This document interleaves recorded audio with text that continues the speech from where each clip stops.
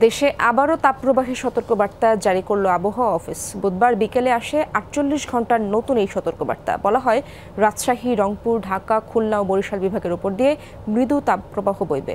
এই ৫ বিভাগের উপর দিয়ে ৩৬ থেকে ৩৮ ডিগ্রি সেলসিয়াস পর্যন্ত তাপপ্রবাহ বয়ে যেতে পারে। বৃহস্পতিবার ও শুক্রবার অব্যাহত থাকবে হিটওয়েভ।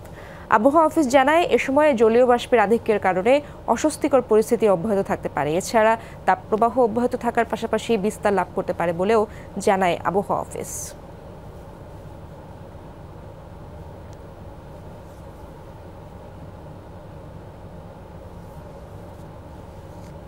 সিলন ফ্যামিলি ব্লেন্ডের কড়ালিকার আর সতেজ স্বাদের পারফেক্ট ব্লেন্ডে স্বপ্নেরা মেলুক টানা।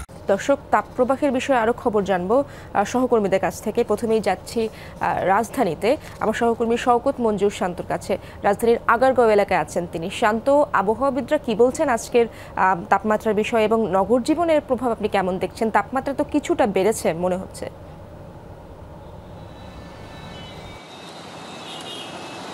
আমরা এই মুহূর্তে সকাল ৮টায়, কিন্তু যেই তাপের অবস্থা আমরা দেখতে পাচ্ছি তাতে মনে হচ্ছে দুপুর গড়িয়ে গেছে এবং সকাল থেকেই সূর্যের যে তেজ টের পাওয়া যাচ্ছে তাতে কিন্তু সাধারণ মানুষ যারা ঢাকা শহরে বলতে হবে যে বেশিরভাগ সময় কিন্তু সড়কেই কাটবে এবং সেই অবস্থা আমরা দেখতে পাচ্ছি যে ট্রাফিক পুলিশ সহ অন্যান্য যারাই এখানে কাজ করছেন অথবা যারা যাতায়াত করছেন, হেঁটে যাতায়াত করছেন, তারা কিন্তু এখনই বলতে হবে যে গরমে নাজেহাল অবস্থা। এবং আবহাওয়া অফিস থেকে আমরা যতটুকু তথ্য পেয়েছি সেটি আসলে আজকে ঢাকা শহরে বা ঢাকা বিভাগে দুপুর ২টা নাগাদ তাপমাত্রা ৩৮ ডিগ্রি পর্যন্ত উঠে যেতে পারে, যেটি আসলে অনুভূত হতে পারে প্রায় ৪০ বা ৪১ ডিগ্রি সেলসিয়াস।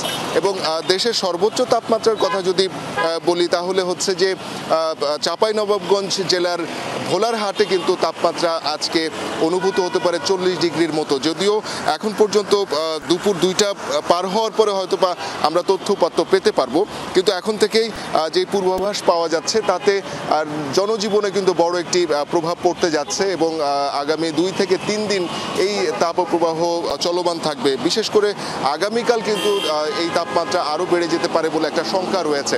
এখন যেটি আসলে আবহাওয়াবিদ সহ চিকিৎসক যারা রয়েছে তারা কিন্তু বলছেন যে দীর্ঘক্ষণ টানা রোদে না থাকা এবং সবাই যাতে নিজের শরীরের তাপমাত্রা কিছুটা কম থাকে এ ধরনের খাবার খাওয়া, পানীয় খাওয়া এবং হিটওয়েভে যাতে নিজেকে নিরাপদ রাখা যায়, একটু ছায়াযুক্ত জায়গায় থাকা যায়, সেই পরামর্শ কিন্তু দেয়া হচ্ছে।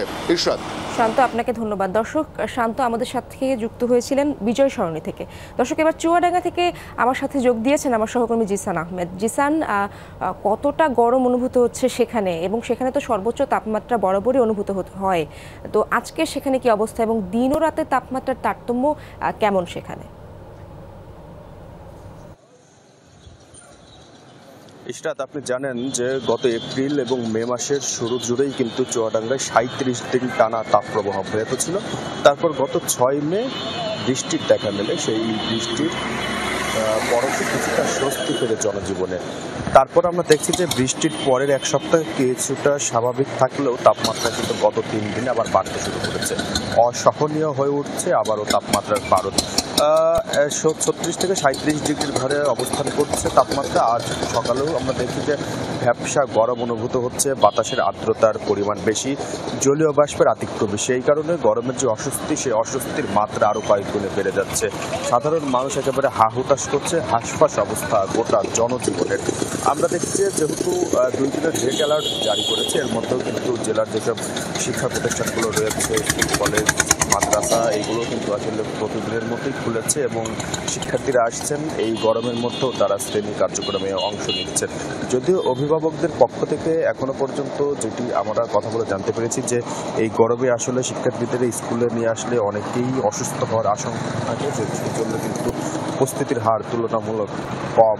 আর কথা বলেছিলাম আবহাওয়া অফিসের সাথে। আবহাওয়া অফিসের যে পূর্বাভাস, তারা বলছে যে আগামী 2-1 দিনের মধ্যে বৃষ্টির কোনো পূর্বাভাস নেই, অর্থাৎ তাপমাত্রা আরও কিছুটা বাড়তে পারে এবং রাত এবং দিনের মধ্যেকার যে পার্থক্য, সেই পার্থক্য খুব বেশি অনুভূত হচ্ছে না।